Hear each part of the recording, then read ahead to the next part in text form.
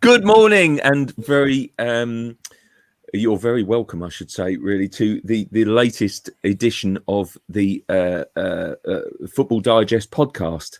And I'm delighted to be joined by my colleague, Daily Mirror chief sports writer Andy Dunn, Jeremy Cross, chief sports writer of the Daily Star, Matt Dunn, football aficionado of the Daily Express. Thanks so much indeed for joining us, guys. Really appreciate it, and thanks everyone for your company who's watching.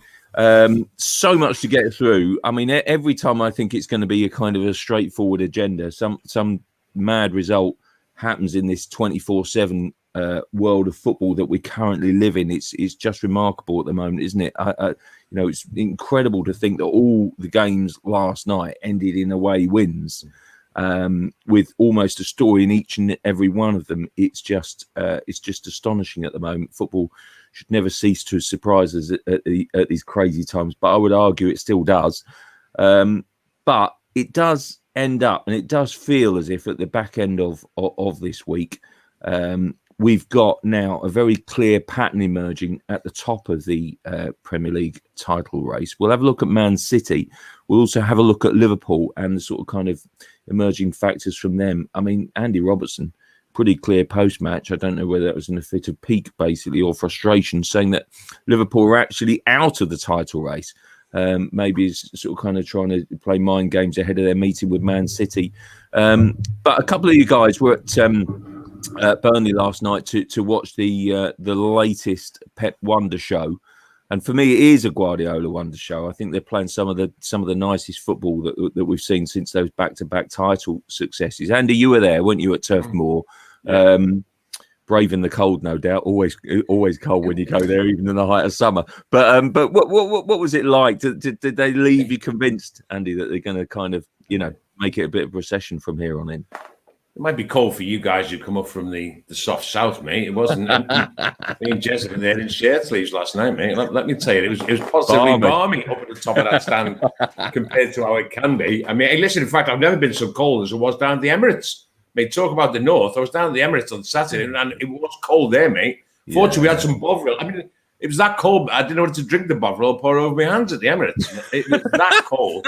I don't think I've ever been. You soft northerners. So it was quite balmy and a sort of light, sort of warm drizzle coming down. And I listen, it was ideal conditions for Manchester City, that's for sure. Nice pitch, no wind, and they just controlled the game from start to finish. I mean, it really was just as routine, pretty much a training exercise as you get for Manchester City. They're just so organised now.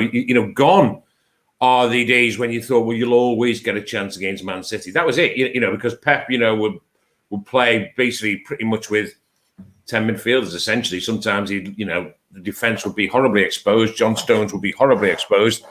And you would always, the saying went that you would always have a chance to score against City. That seems to have gone.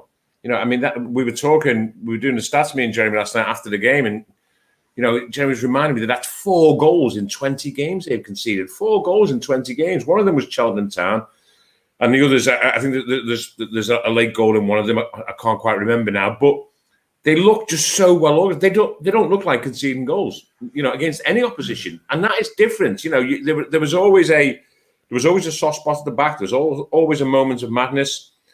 John Stone sort of epitomizes how they've cut that out of the game. Diaz doesn't take any chances. John Stones doesn't take any chances anymore. That leaves the others to take chances. Cancelo will get forward from his position.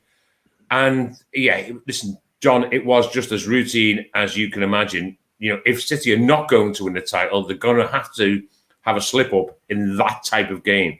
And right at this moment, it doesn't look as though they're going to slip up in those type of games at all. It doesn't look like they're going to concede a goal. And, of course, they'll always score going forward. That's just goes without saying. There's no point in dissecting that anymore. They will score goals.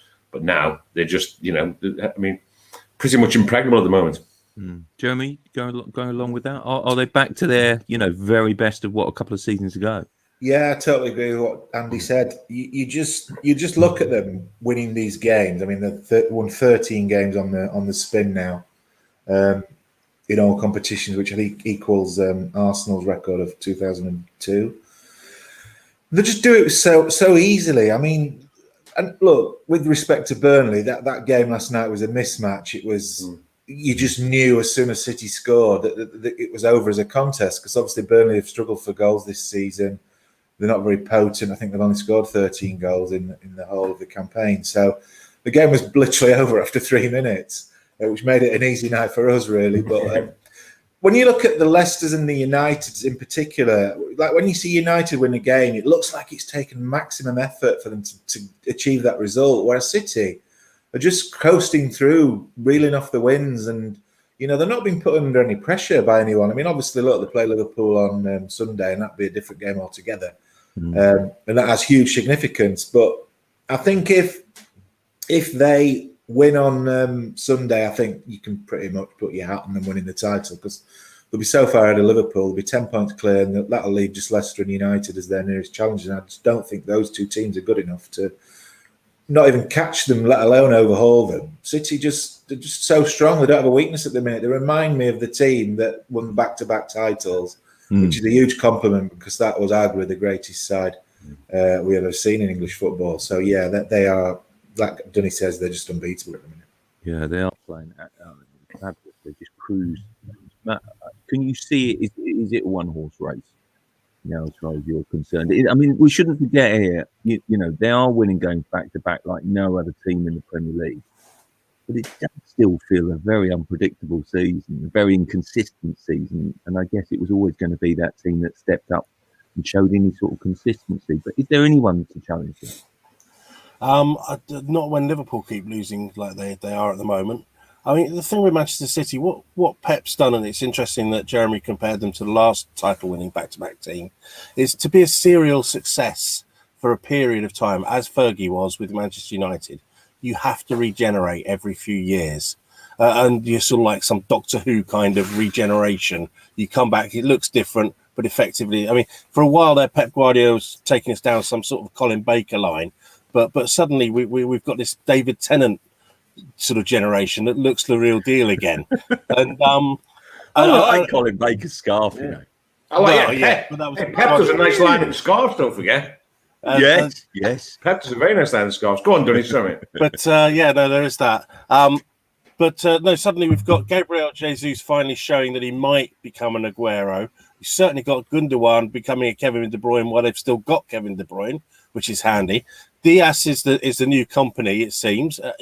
Early days yet to make that sort of comparison, but that's the direction they're moving. And suddenly, like Jeremy says, you've got a team capable of winning back-to-back titles, not just one title, but back-to-back titles again.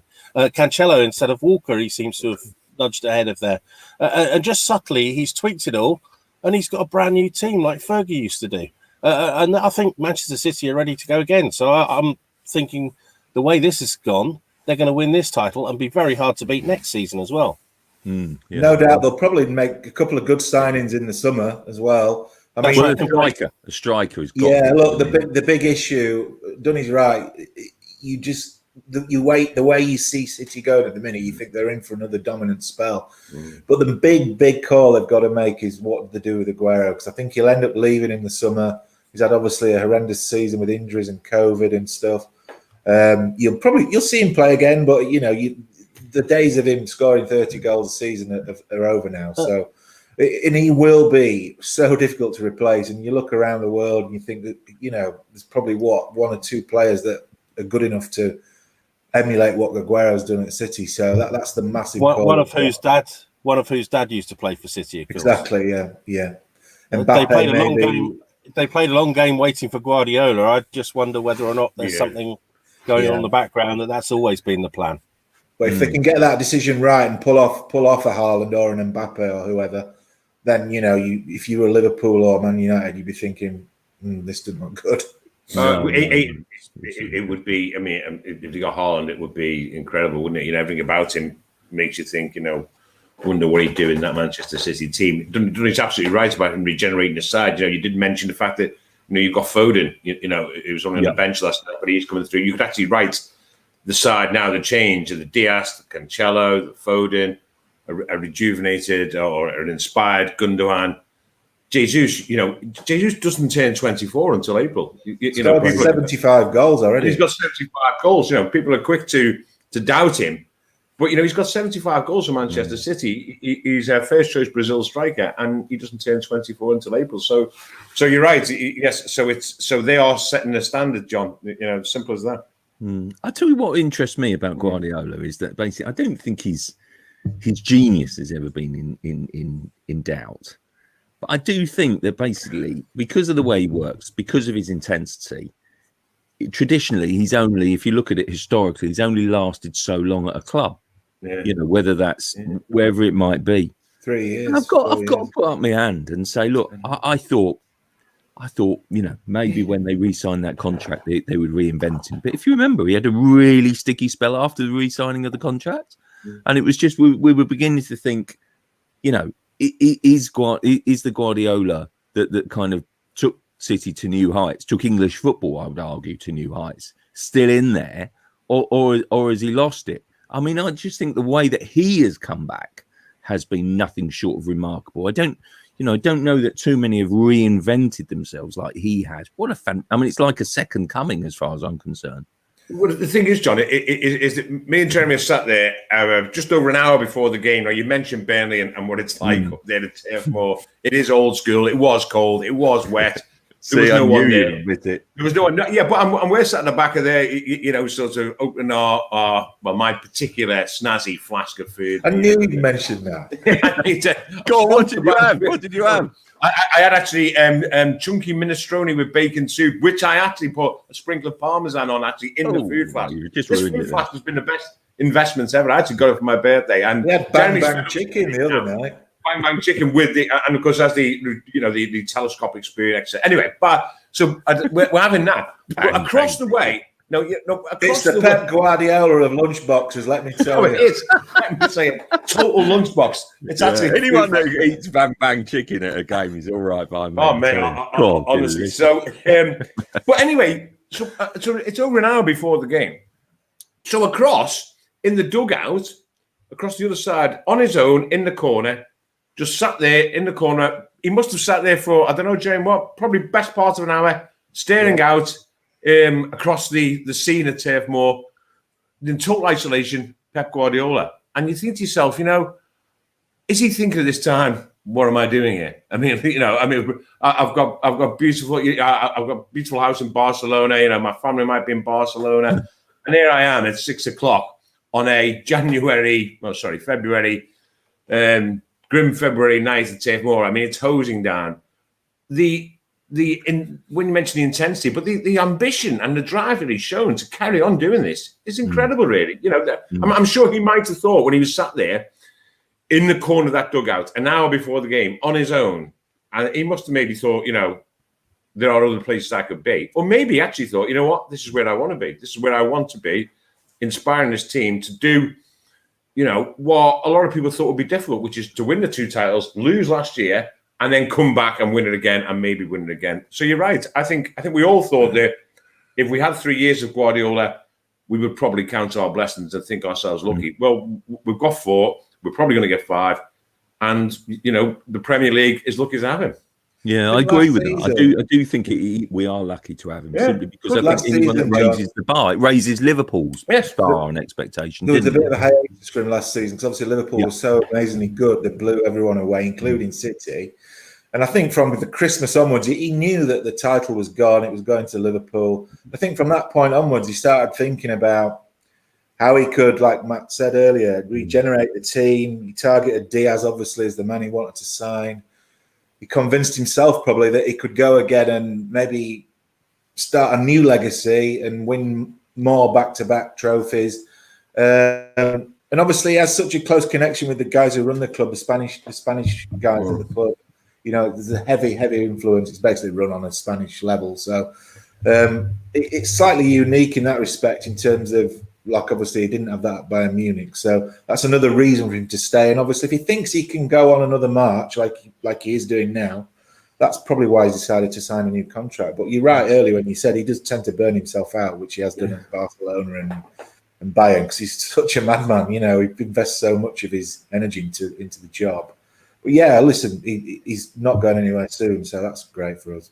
It is, yeah. Matt, it's a huge game on Sunday, isn't it? Still, the Liverpool Man City. I watched Liverpool last night, and it was, I mean, Brighton thoroughly deserved that victory. I thought Brighton were outstanding. That yes, they did defend well, but let's not kid ourselves. This wasn't a backs to the wall job. This was a comprehensive, I think, all-round performance, which got the better of Liverpool. Liverpool was second best in that game. Has their inconsistency surprised you? Are they? If they win, if they turn it around, and let's be honest here, if they surprise us by winning on Sunday, they're back in it, or do you not have that level of faith right now about this Liverpool team? I think when you say it's a vital game on Sunday, I think it's a vital game for Liverpool. You throw it the other way and they don't win and they lose, more specifically, then, Andy Robertson's got a point. It is pretty much title over. I think you're being a bit flattering to Brighton. I'm not sure that they were the better team. Last night from the no, side. 100% they were. Yeah, absolutely. Fair enough. I only saw the highlights. They were certainly a very good. It wasn't just like you say, parking the bus and. No. It was. I mean, listen, they defended resolutely, defended deeply, hit on the highlights. Didn't give them credit. I didn't see the game live, but it's the sort of thing that Trent Alexander-Arnold worries me a little bit defensively at the moment. It's little things like that they were so good at. That suddenly you're seeing gaps. I mean, for the goal, he just drifted inside and watched the ball. Who was it? Crept up on the outside. Burn crept up on the outside, headed the ball back across. That's poor defending, and it's a poor goal to concede. And Liverpool are conceding a lot of those goals at the moment, which they didn't when they were winning the title. And there's those little things all over the park that just have been the undoing of them. And in a way that we talk about Guardiola having regenerated, Klopp's kind of just filling in holes with players at the moment. There's no sort of sound plan in terms of where the development's coming from.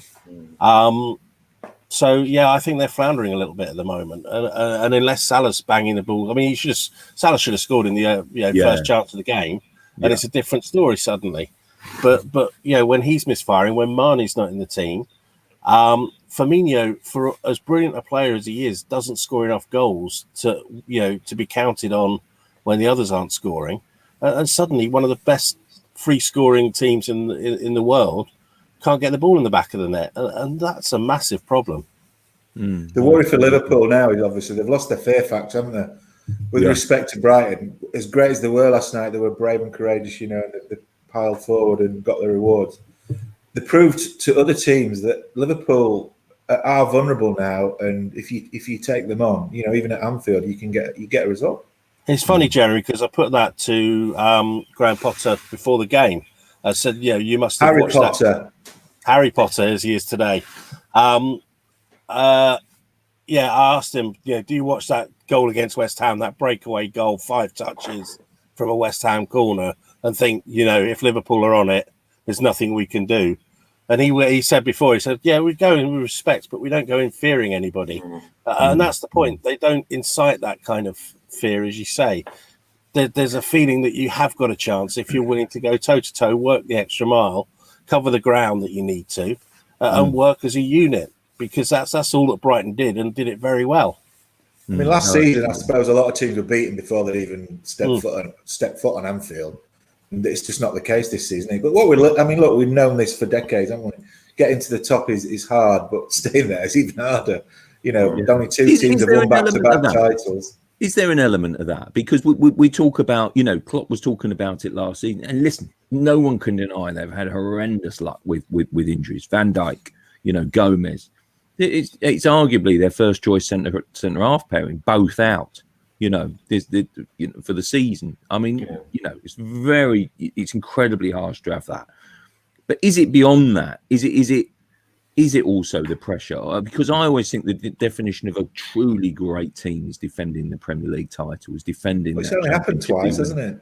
United and City, the only 2 teams to do it, and that shows you how difficult it is. But you've also got to take into account the fact that this season is the weirdest one of all. Yep.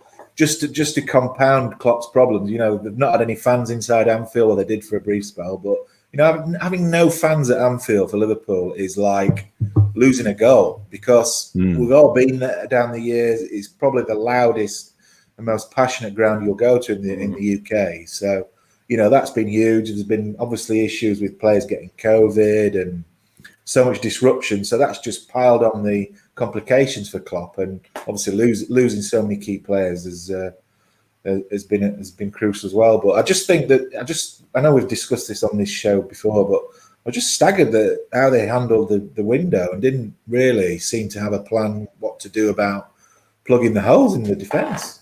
Yeah, it was lastminute.com, wasn't it? I mean, it really was. It felt shambolic, if I'm honest, which has been the absolute opposite of their transfer business in the last couple of years, in particular. It really felt.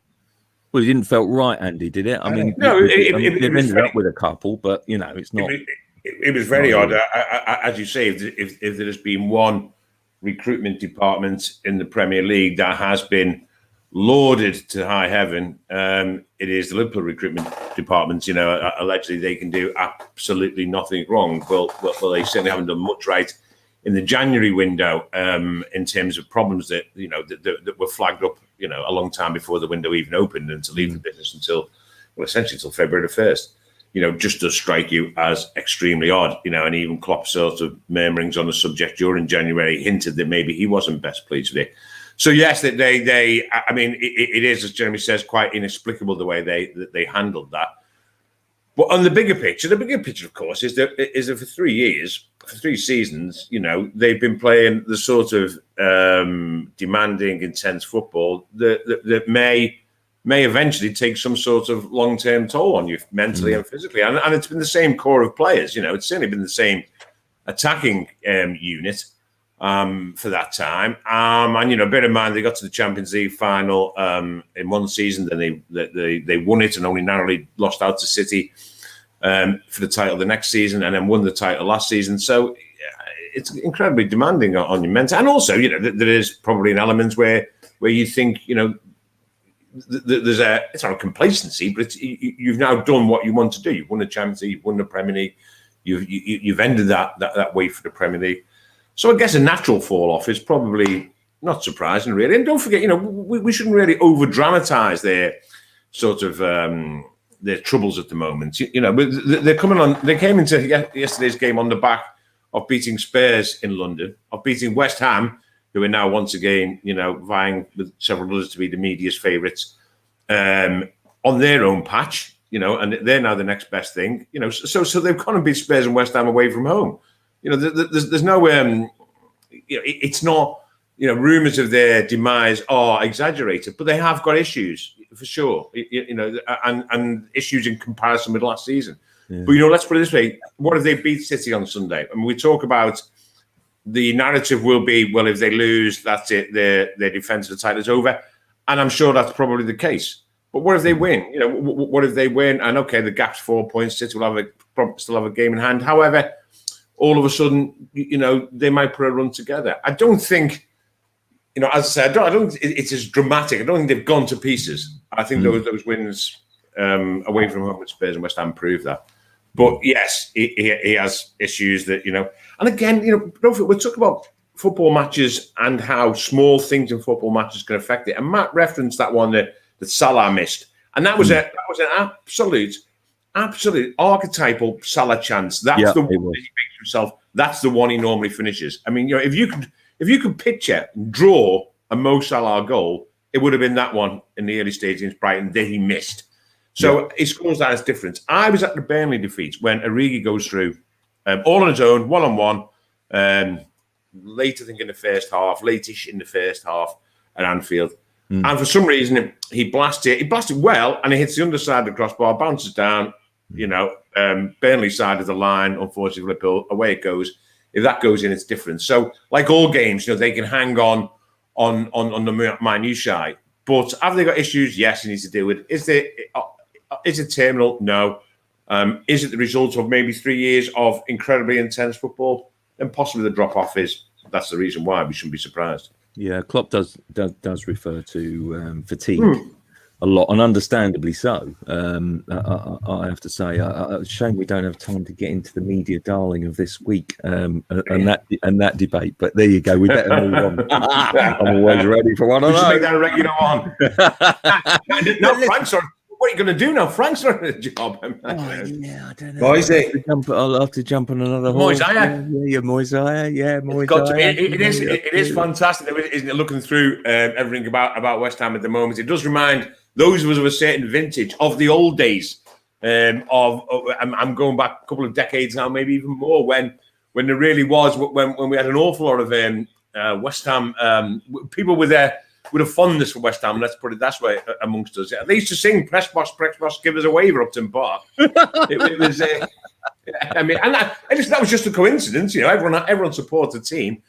A while ago, we just happened to everyone came through the new and McCordy. Yeah, absolutely. Unbelievable. How long did it take you to get off the new McCordy? Everyone had jelly deals for pre-match, all like that. It was, and now, isn't it great to see that coming back? It's like we've gone full circle now. It's like, But anyway, move on from me. No, not really. I always remember one crazy game when I couldn't remember. But we won the World Cup.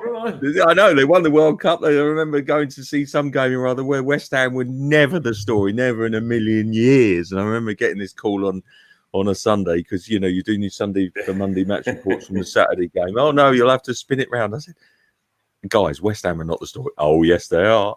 They are. Yes, always. Anyway, I digress. We should look at the other games. I'll tell you what. I mean, it's brilliant last night because flicking through the channels, you're able to watch so many different games on BT Sport, and with the added bonus of Peter Walton comedy thrown in as well. I mean, the guy is absolute genius. I shouldn't actually deride him that much because fair play to BT Sport. I do actually think that they had the idea first of putting up a ref expert, which I think is a incredibly well received addition. It's just his remarkable knack of always getting things wrong. But it is a great idea because I have to say, I do. There's so many games at the moment, so many different broadcasts and so many different pundits, and it's great to have something different. So fair play to them for that and for giving us Peter Walton its comedy gold. But I did flip between some of the channels. And Leicester, Matt, played ever so well, didn't they? They can be hot and cold. They were a bit cold on Sunday. Terrific last night, or good win for them last night. Leeds, I know you love a bit of Leeds chat. What a game that was against Everton. It's wall to wall football at the moment, pal. Is it? The two Leeds Everton games this season have been absolute bangers, haven't they? Absolutely crazy games.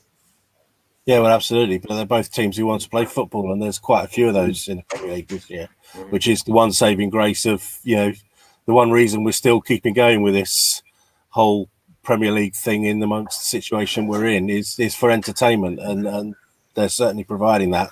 And the Villa West Ham game was good too, wasn't it, Dunny? The what, sorry? The Villa West Ham game was a good game too. I know West Ham won comfortably then, but Villa played pretty well. They did, and I tell you what, Emi Martinez. showed he's actually he's human after all. Just with the second goal there, I thought. But basically, Villa have been a revelation, haven't they? But what was the eye-catching result, Matt, or the performance of the other games? Do you think last night? I think West Ham again. Yeah, I was going to say, just picking through what the others we've already talked about. I think it's West Ham again. Yeah. The fact that the media darling at the moment is carving out these results.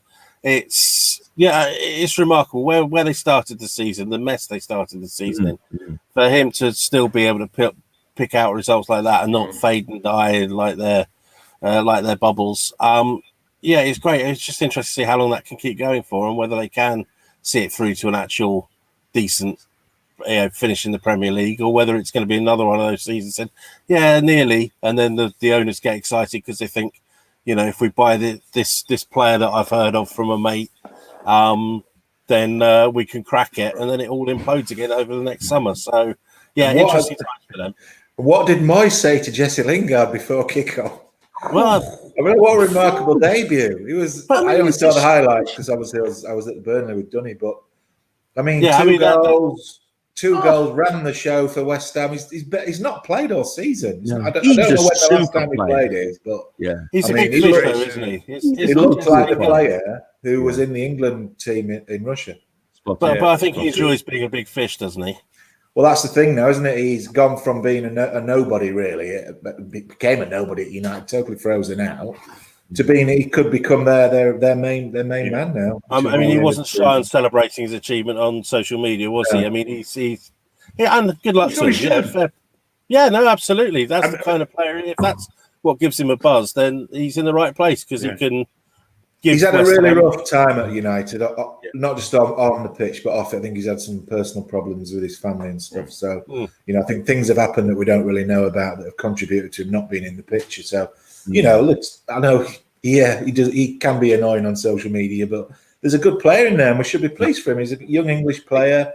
He may get back into the England fold at some point. Not obviously, I doubt before the Euros, but he was very impressive last night. It's good to see him back and being happy again. Seconded, I must say, I think it's a victory really for the Premier League loan system. No, it's not, mate. You're winding me up. I mean, good luck to Jesse Lingard, but the whole thing is absolutely rotten. It's diseased. And if I was a West Ham fan, I wouldn't be happy having Jesse Lingard there. I mean, really? No, not at all. I don't care. He's not our player. If I'm a West Ham fan, he's not our player. He's Manchester United's player. Manchester United's Jesse Lingard scored twice last night. Manchester United's Jesse Lingard will go back to Old Trafford unless West Ham cough up an awful lot of money in the summer. He's being sent there for rehabilitation. West Ham are being patted on the head by a club that clearly don't think West Ham are serious rivals. Otherwise, they wouldn't be lending them players. And the whole system's just wrong. But I am now, I admit, I am now a lone voice. It has become a lone voice. No one turns to hear now when it's Chelsea's Ross Barkley versus Aston. And no one turns to hear that Jesse Lingard won't be able to play against Manchester United, but can play against Manchester City. No one turns to hear that you have a competition which sides now cannot play the same team because they're borrowing players. No one turns to hear about in the last game of the season, what if Jesse Lingard is playing for West Ham United, who are in direct competition with Manchester United for one place, a fourth place in the Champions League. Does Jesse Lingard play for West Ham? What if he misses a penalty in the last minute for West Ham, allowing United to go through? What does that say about the integrity of the competition? But they've all accepted it. And listen, I remember, and you guys will probably have had the same conversation with Richard Scudamore. That was the one rule that he said to them, listen, this is wrong. This is fundamentally wrong. It is fundamentally wrong. They said, no, it suits us.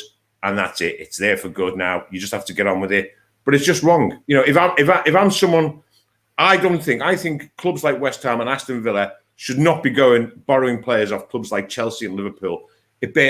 Chelsea and Manchester United. It basically says to you, this is the pecking order. So we have the big six who are quite happy to, as I say, pat these other clubs on the head saying, listen, you're doing really well. Do us a favour. Jesse Lingard can't get into our team. He's not quite good enough for us, but keep him in the shop window so we might get some money for him.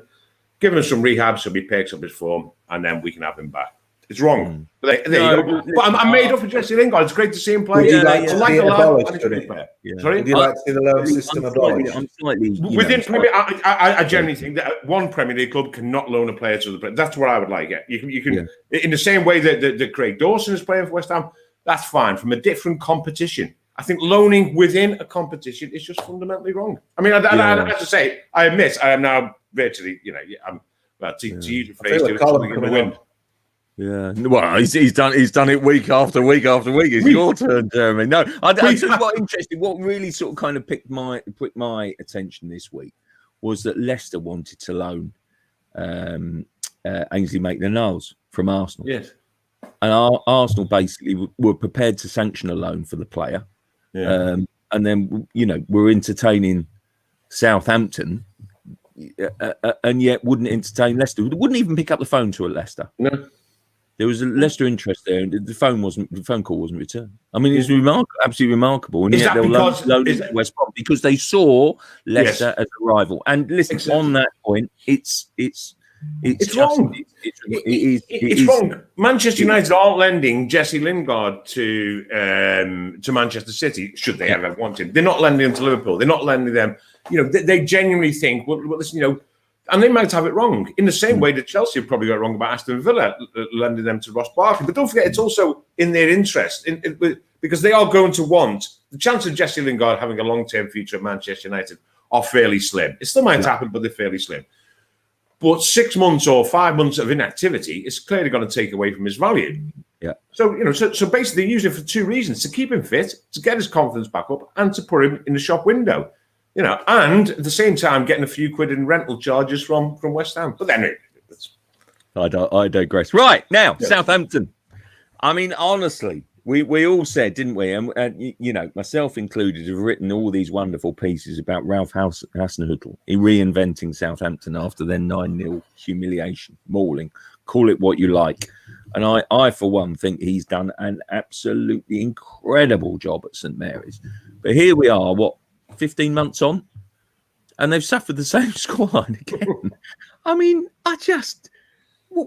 tell us about that game, guys. I mean, it's a totally freak result, freak beyond all comprehension to me that can happen again. It can happen once, particularly as the strides we've seen Southampton make. I mean, what does it say about Man United? What does it say about Southampton? The VAR at the end? Talk to me. Oh, Jeremy, my abiding memory, aside from that tackle of Jankovic's in the there was a massive debate in the press box about what time it actually took place and what time he got sent off. But we all agreed to agree on a number. But look, the game had just got going and he clattered into McTominay. Look, it was a horrendous challenge and he deserved to be sent off. It was probably Mike Dean's simplest red card he's ever given in his career. But the look on Hasenhüttl's face as he stood there, he was literally yards away and the cameras panned onto his face and I'll never forget the look on his face. It was just, he could not believe what he was seeing. We couldn't really, but I mean, look, the young lad who was making his full Premier League debut, Old Trafford, big game, rush of blood to the head. I don't know the player, so I can't judge him. But yeah, it just changed the whole game, ruined it for Southampton. And United were ruthless. Fair play to them. They banged in the goals, and they took full advantage. And it's going to be tough for Hasenhüttl. I mean, he rebuilt the team's confidence after it happened against Leicester. And they won, I think, 5 of the first 8 games at the start of this season. He changed his tactics around following that Leicester hammering. And came up with a different blueprint, which has succeeded for long spells. They were top of the table, weren't they, at one point? Mm-hmm. Not only briefly, but even so, for them to be top of the table is quite an achievement. So he will feel like he's back to square one. But look, like you said earlier, John, he's clearly a good manager. He's done made great strides with Southampton since he took over, and he'll back himself to come back from this again. I mean, but it's, to lose 9-0 once is careless. To lose 9-0 twice is just ridiculous. Isn't it? But just before I let the other guys talk, the red card at the end, Benyak was absolutely laughable, I thought. I mean, I've never seen a player do more to try and avoid making contact with an opponent in the penalty area. Yeah. He did everything he could not to touch him. And Mike Dean gave the penalty, went to VAR, went to look at the monitor, and you just knew Dean was not going to overturn his own decision. And he pointed to the spot. It just summed up the night for Southampton. So he's now lost that player. Good player, by the way. Good player. Yeah. He scored an own goal. Just one of those nights. He gave away a penalty. He scored an own goal, got sent off from that. He's cracking. No, he is a good player. I know. He gave away a penalty that wasn't a penalty, and then basically, got sent off for a challenge that wasn't a sending off, in my view. I mean, I have to say, I think some of the decisions this week have been ridiculous and have highlighted the glory. It was very similar to the Louise in challenge in the sense that both players it was an accidental foul, if you like. They didn't go in there with the intention of fouling the opponent. So you just think, why can't common sense prevail and say, look, okay, it's a penalty, but it's not a red card. By the letter of the law, I've got to give a penalty here, but no red card. The stupid thing, Jeremy, it's crazy. He'll be missing for 3 games now. Crazy. Jeremy, the stupid thing is the fact it was an accidental foul is what makes it a red card. Because if you're playing the ball and give away a penalty, then it's no red card. It's a double jeopardy situation. You've been punished if you're making an honest attempt to play the ball. But because he wasn't, because he was trying to do everything he could to not go anywhere near the ball, then he has to be sent off because that's what the laws say. Again, it's like common sense has gone out of the game. That's just being highlighted by VAR. There's no common sense in the game. know, you know, Matt. I hear what you say, and like you, I'm, you know, I pride myself, and I sometimes feel a frustration when players mindlessly tweet or post things on social media decrying decisions, and I'm thinking, no, you've got it wrong because you don't know the laws. So the first thing I do yesterday is kind of make a couple of calls to say, come on, from the refereeing point of view, Luiz and Bednarek, let's talk it through, and someone, you know, Premier League wise, PGMOL wise, both concurred that basically both were harsh, both were understandable. They had far less understanding, I would say, of Bednarek. I didn't feel as if either decision had resulted in a yellow card, and indeed, I think that basically, you know, the second one not being given a penalty, I don't think we would have found a referee in trouble this week and taken off the list. I really don't. No, I agree. But that's in a way the problem with referee is almost knowing the letter of the law too well, because it does. I mean, I went straight to Law 12, like I normally do when there's a contentious thing. You go to the original source material, and it does say, and it was one that kind of washed over me because you sort of have an understanding of the laws, but it's in the minutiae sometimes that some of the problems are. But it does say that providing you're making an attempt to get, you're sent off if you deny an obvious goal scoring opportunity, unless a penalty is awarded, and you are trying to make a clear attempt, an attempt to win the ball. That's paraphrasing again. I haven't got it quite in front of me at the moment, but that's effectively it. So if he goes in, dives in, tries to win the ball, catches it, clatters him, knocks him into the goal, then he's made an attempt to win the ball. It's a penalty, but it's no red card because it's he's been punished with the penalty. If he's not, then it's the letter of the law says he has to go. He has to be sent off. There's no yellow card option. Martial looked so sheepish as well when he was on the floor looking back at the referee. He just knew it wasn't a penalty. Well, the Southampton players were up in arms about it, and rightly so. And you can always gauge what's happened by the reaction of players because they know they're right there. They know the game. So it was quite telling. I thought that, but it was laughable. It was a dive, and Martial would have taken a penalty for his dive with no comments. But then when Dean sends him off, Martial's thinking, gone a bit too far there, Mike. I only dived for the penalty. I didn't dive to get the guy sent off. It is 6-0 after all. You know what I mean? That's where the old common sense goes out. I mean, we don't use them. Probably you can't really at that level. But it's funny, Mike Dean only played 3 minutes of added time in that game, and he must have taken 3 minutes watching himself on the telly when he went to that review to see how he looked, and certainly took more time to VAR. Took a lot of time on a couple of the decisions when Che Adams scored in that second half. So there was obviously more than 3 minutes, but he thought, why I've done more than 3 minutes when at the time it was 8-0. I think they scored one, didn't they, in that added 3 minutes. So you thought, that's just a bit of common sense. But then surely it's a bit of common sense if a team's 6-0 down with 10 minutes to go. You don't really need to send the guy off, do you?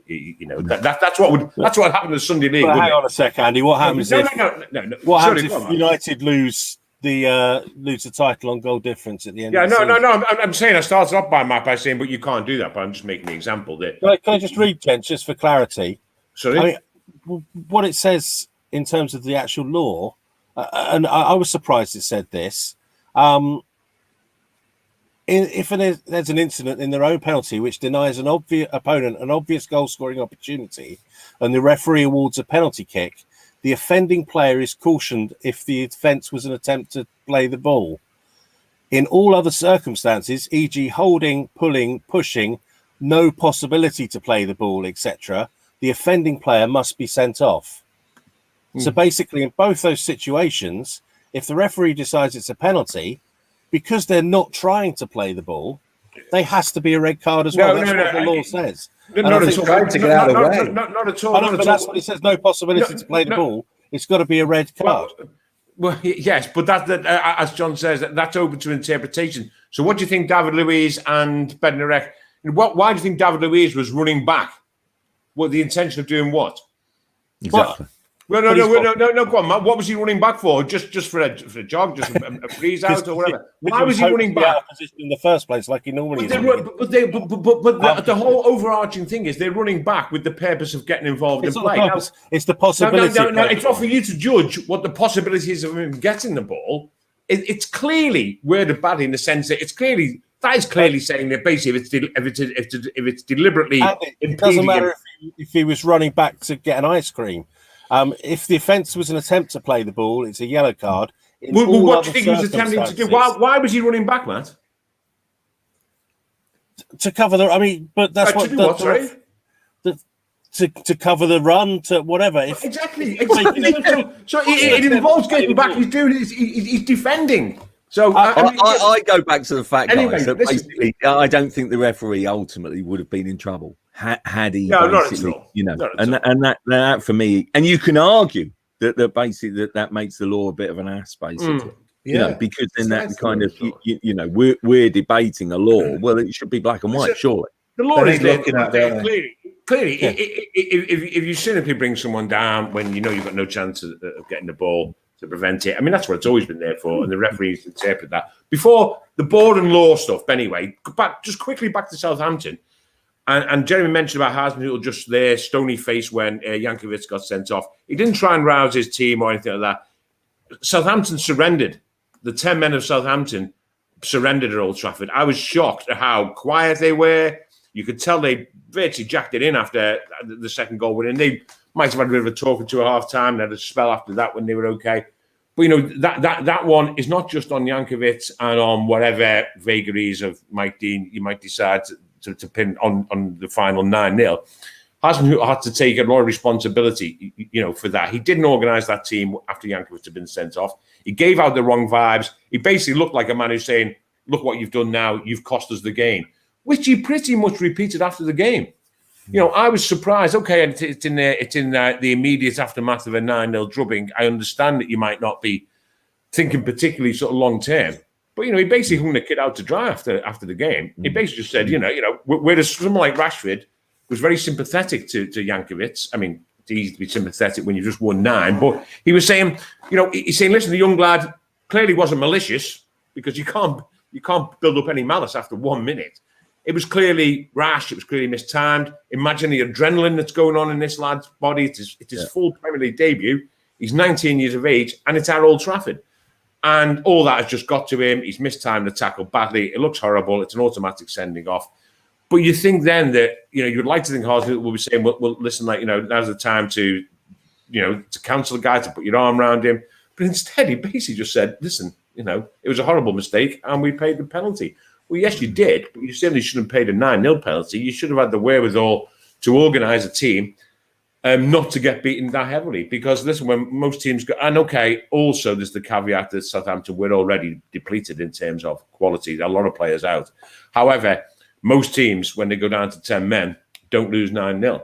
It seems when Southampton go down to 10 men, there's every chance they're going to lose 9-0. They've done it twice. The one saving grace, John, for Saints is that the next game is against Newcastle, who are obviously struggling. They've won one game in 12 or 13. So, if you could pick an opponent to play next to try and bounce back, Newcastle would be one of the ones you'd probably pick. So, interesting to see how they react to it. Yeah, that'll be a reflection of Liverpool's motivation, won't it? Absolutely, yeah. Saints injury list is something to behold, I should add. Listen, I just want to touch on a couple of other newsy stories, I should say, this week. Emma Hayes, for one. So she's Chelsea manager at the moment.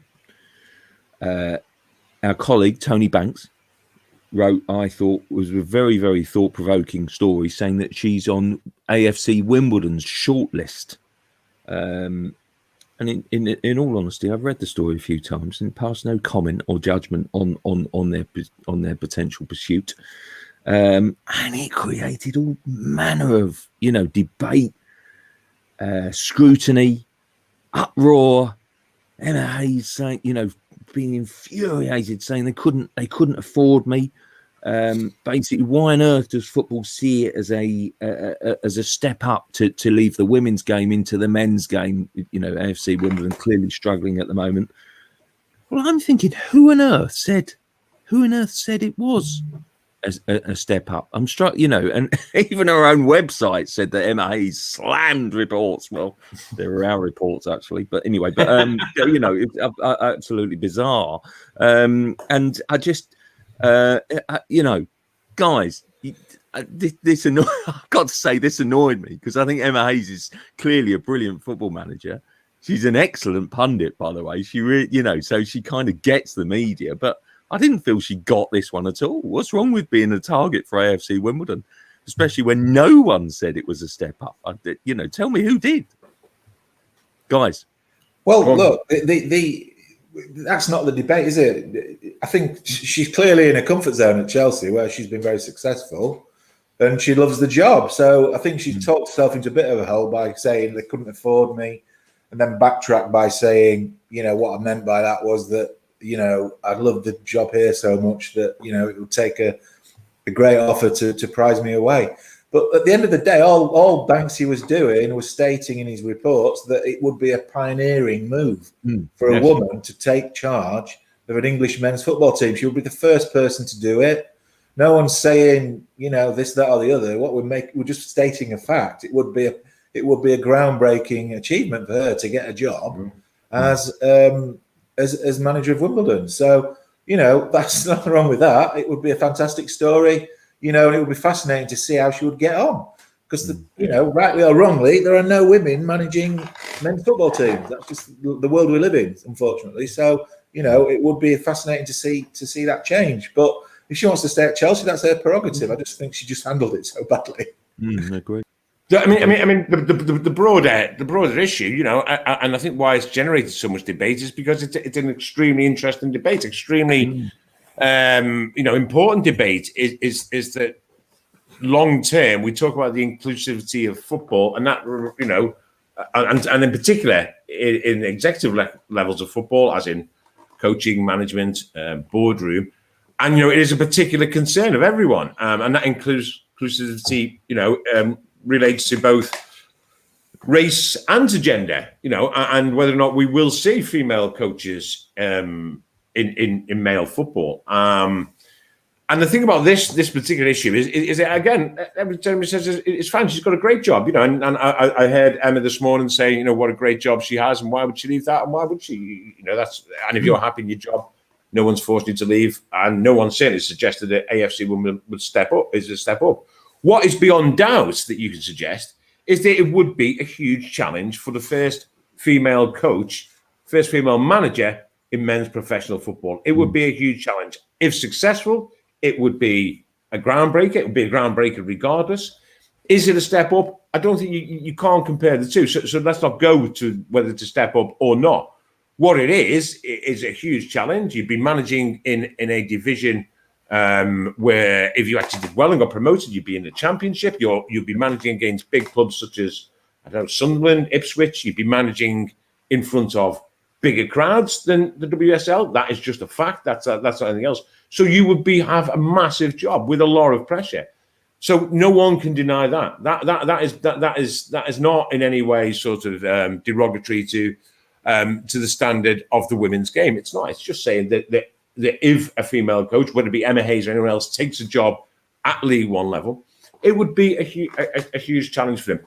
If then, when the debate gets expanded and say, well, why aren't female coaches with the success rate and the CV of Emma Hayes being offered jobs, say, a Premier League level? Well, it's just hard to get offered a job, male, female, at Premier League level. Generally, the people who get offered the job, it's not always the case, have extensive experience either at the top level of the men's game or in, at the top level of the men's game across Europe. Hence, Thomas Tuchel gets this job. So I just don't think, I don't think it's a slight against, I don't think anyone's suggesting it'd be a step down or a step up. It would just be a new, different challenge, a historic challenge.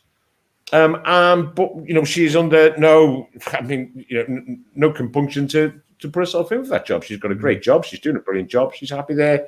And that is that. But when it eventually happens, and it will happen, I think at the Super Bowl this week, we've got a couple of female coaches in the backroom coaching staff on one of the teams, and it will happen. Eventually it will happen. How soon it will happen, who knows? But when it does happen, it will be a historic moment. But obviously, this particular opportunity, had it come about, is clearly just not the one that Emma Hayes wants to take, and that's her prerogative. Yeah, it is a strange one. It really is. It was a strange one, because not least summed up by some journalistic colleagues who obviously cover the women's game far more regularly than I do, although I've written quite extensively, about WSL. But anyway, sort of the vitriol about sort of, slamming and sort of getting into reports which frankly weren't there. I thought it was that was from a journalistic point of view. I was just struggled to get my head around, some of the coverage this week. I don't think as far as I could see that in that report there was no comment about it. It would just be groundbreaking, which undoubtedly it would be. And frankly, at some juncture, you'd like to really think it would happen. Matt, I was just going to touch on another story, which was the social media again this week, and I think that basically perhaps looking at the Ian Wright's disappointment yesterday was something that you felt strongly about, didn't you? And kind of how you can tackle it. After writing all week about all the various Premier League footballers being attacked, here's someone who's been excused by a judge. Are we dealing with a criminal, or are we dealing with someone who's mindless and naive? And he decided the latter. Well, I just find that really abhorrent in the 21st century, that you can attack someone, threaten their life because of their skin colour, and be just, labelled mindless and naive. I love the front page of Jeremy's paper this morning. Cops don't use social media if you're a moron. I'm sure that's probably not a direct quote for the cops, but the thought of it's there. It would be great if there wasn't idiots on social media. And I think the world would be a lot happier place. But to forgive them for being idiot, if they choose to write some of this vile stuff, then that should be a criminal offence. And judges aren't helping if they don't accept that and stand up to that. And it just gives a free pass to any idiot, moron, whatever you want to call them, to write what they want. And it's just a massive step back. There's a lot of work going on at government level at the moment. They hope to have make Twitter accountable, make platforms accountable that print this stuff by the end of the year, and that's when it will stop, because then there'll be money involved. But it's just frightening that people can't take it upon themselves to do the right thing for the right reason. Ian Wright had forgiven the guy because that's his prerogative. But then to have that seen as something that made it less offensive, it's just totally against the tone of where we're trying to go with all this. And it's frightening that it could happen in 2021. Yeah. What did you think of Marcus Rashford's approach after the Arsenal game? He posted there, didn't he? Marcus Rashford, I have to say, has now become almost a voice for a generation, the voice for football. And I think when he talks, he posts, it kind of, he's almost saying that basically giving them oxygen, let's not do that. Don't post underneath. I don't know where. There is an investigation going underway with Greater Manchester Police, of course, which he's helping with. So that's exactly the right tone. I mean, we don't know who these people are. They don't get kudos with their friends saying that Marcus Rashford has, mentioned you or reacted to you. But at the same time, hopefully there'll be a knock on their door at some point in the future, and then a judge at the end of the process who will deal with the case properly.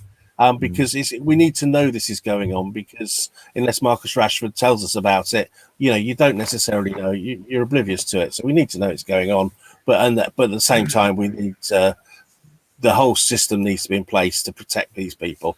And when judges make decisions like this, then it's just the issue now, John, is obviously that all these morons out there who feel it acceptable to air these bigoted views.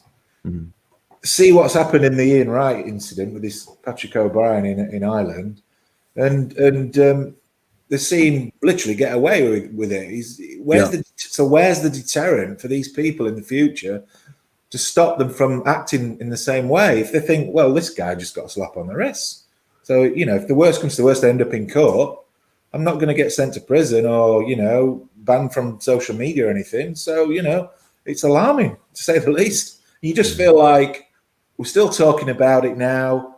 We were talking about it a year ago. We were talking about it 5 years ago. We're just on like some sort of tragic roundabout where it keeps happening.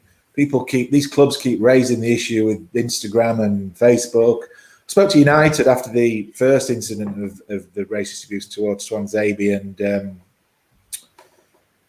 Martial, and they were really reluctant to make a statement because they thought, why give these people credence and oxygen and highlight them and give them, publicity when nothing ever seems to change. And I think the issue is that clubs have gone to high executives at Twitter and places like that, platforms like that, had talks about what to do about the situation. Nothing ever changes. They just get paid lip service, and it's just feel like we're going around in circles. Yeah, no, it really does. I mean, it does feel crazy at the moment in sort of, where we go with it, what the solution is. Let's hope we can find one. Look, we should finish on a lighter note, guys. Changing the tone dramatically, so forgive me for doing that. But the Sean Dyche and his press conference this week caused a great deal of entertainment, and I always think Sean Dyche is one of those entertaining sort of kind of slightly off the wall sort of characters, isn't he? And talking about his love for certain TV shows, playing the looky-likey game, and said if other managers in the Premier League are not prepared to join in a looky-likey game, then he's going to come down to sort of random grounds up and down the country and hit them with a wet fish. And who's been, guys? I mean, in this, it's crazy at the moment, isn't it? That basically you sit in your office and you sit in your home, and suddenly sort of a manager is beamed, into your laptop, into your office, into your front room, basically, and suddenly you're talking to him, in a strange set of circumstances. You'd normally be at the press conference, and it's a different world. Who's been your star of the lockdown? Who's given you the most entertainment? Who's given you the most revealing answers? You can't have Sean Dyche, obviously. Who's been your star? Well, I don't have one. I mean, Guardiola, every Zoom you do with him, he looks like he just doesn't want to be there. Just goes through the motions. The wonderful manager that he is, he just clearly dislikes having to deal with the media. But Dyche, look, I've not done a lot of Dyche, but the one Zoom I did do with him, I know you said we couldn't have Dyche, but I'm sorry, but he appears to be the only manager I've Zoomed with that just doesn't take himself too seriously and tries to bring a bit of humour to it, have a laugh, interact with the journalists. You don't get that anymore. It's so sanitised.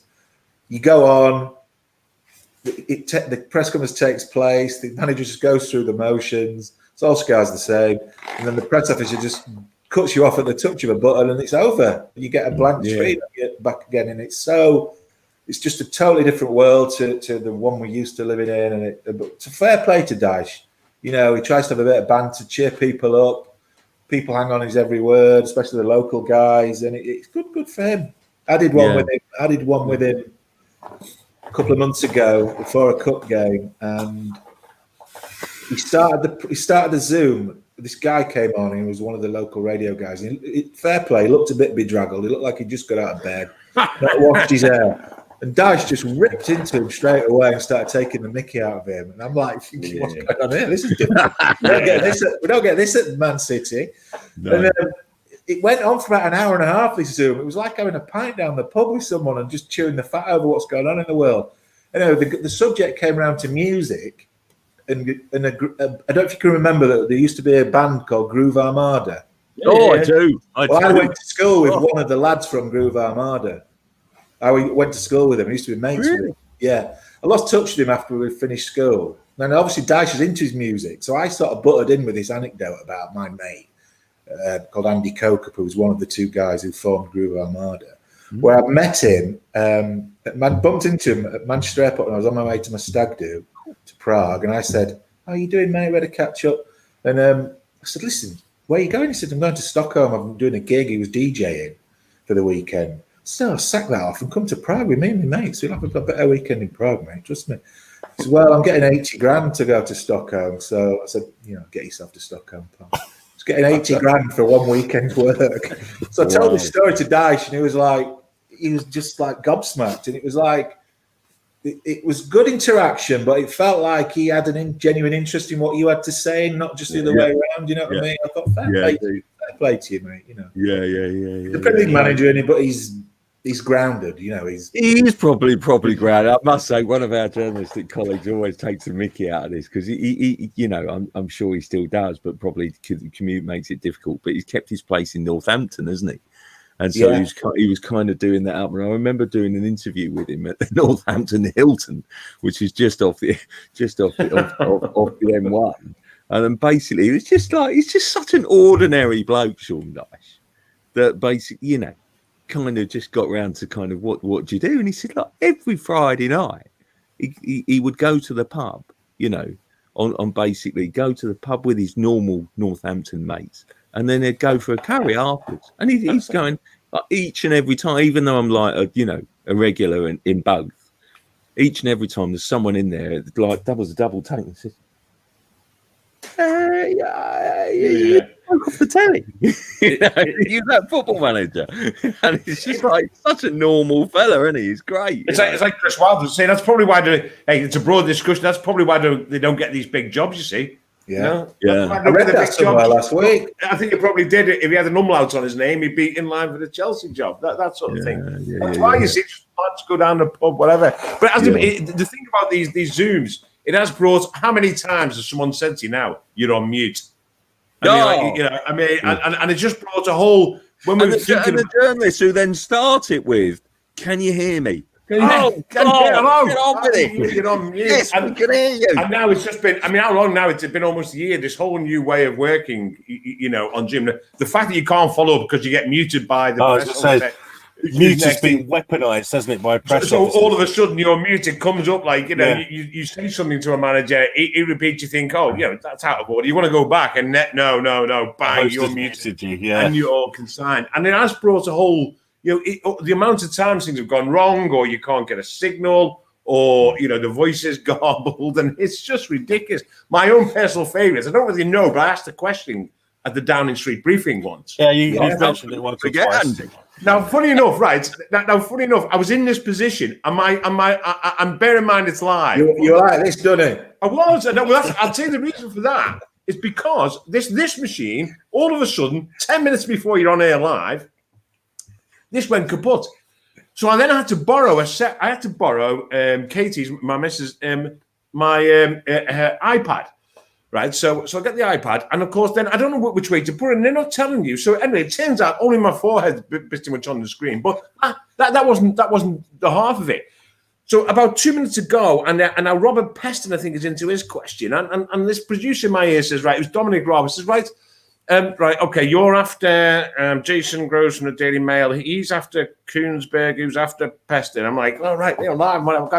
So I'm ready to go on. But it's on Katie's. Anyway, so right, okay, he's on now. You've probably got about 30 minutes. Anyway, just as I'm about to, this laptop wears into action. It's my daughter's mate, Daisy, wanting to play Minecraft. Literally 30 seconds. So I have to basically say, get on the phone to her. And she went, oh, can you play then? I said, no, I can't play Minecraft. I'm about to ask the Foreign Secretary an important matter of state. Well, I'm about to ask him when's football coming back. So, I mean, whatever, it wasn't exactly groundbreaking. But, and that comes, and that to me just sort of, and thankfully, a second before I was on, she hung up, and I was able, I could just about see him, and I was able to ask the question. But what I meant was that sums up the technical problems you have. You are in the lap of the gods half the time, aren't you? Where if you haven't got a good connection, you can do it in the car, and whatever. And you do miss, don't you? Klopp's very good on these, but then that's just because he's very good, full stop, isn't it? Yeah. And I think he probably misses the interaction. I'm sure sometimes they miss the interaction. I'm sure sometimes they're just happy, not to do it at all. But it brings its challenges, that's for sure, doesn't it?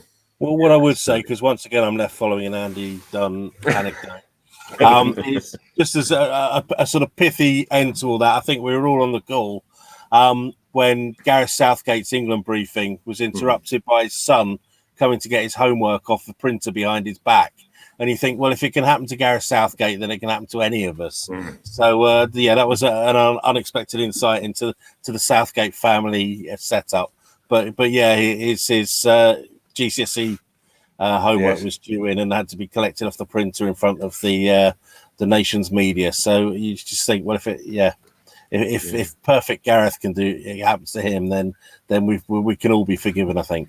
Absolutely. Yeah. If there's one little thing that basically, that I'm guilty of, is always going these over the top thank yous for doing it, because I have to say, when England week, I don't think we must hear from Gareth Southgate on a